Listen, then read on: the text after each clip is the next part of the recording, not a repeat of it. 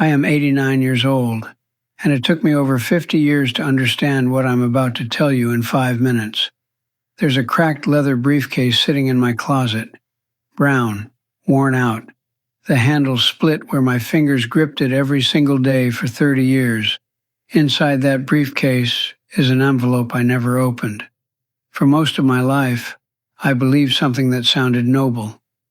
I believed that if I worked hard, earned enough money, and provided for my family, then I was a good man. That was the lie. I worked in the same company for 36 years, long hours, late nights, promotions, bonuses, applause. The office smelled like burnt coffee and printer ink, fluorescent lights buzzing overhead. I loved that noise. It made me feel important. My wife, Ellen, used to call around dinner time. "Are you coming home?" And I would say, "Not tonight. Big meeting tomorrow." There was always a big meeting tomorrow. My daughter Lily was 8 years old the day she handed me a small purple envelope, glitter all over it, my name written in crooked letters. "Daddy, I made this for you." I was late for a client dinner. I remember smelling roast chicken from the kitchen. I remember looking at my watch. "I'll open it later, sweetheart." I slid it into my leather briefcase, and I forgot about it. I missed her school plays, missed piano recitals, missed weekends. I told myself, I'm doing this for them. That's what ambitious men say when they don't want to feel guilty. Years passed. I retired at 58. They gave me a gold watch. People clapped, called me dedicated, reliable, a cornerstone of the company. I felt like I had won, but life keeps score differently. After my wife passed away, the house became painfully quiet. The refrigerator humming sounded loud. The nights felt longer. One rainy afternoon, I found that old leather briefcase in the closet, covered in dust.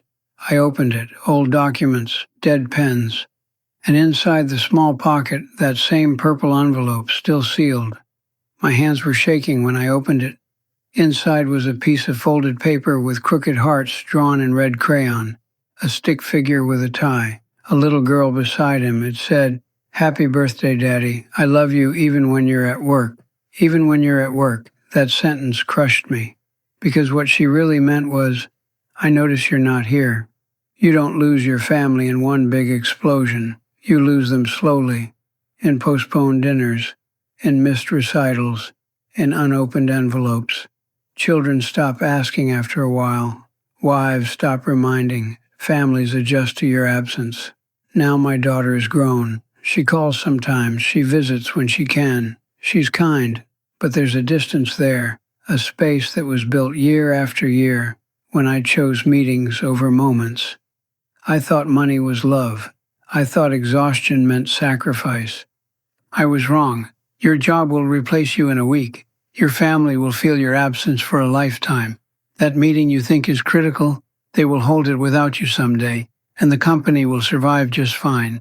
But your child only looks for you in the crowd for a few short years before they stop looking. So here's what took me 50 years to understand.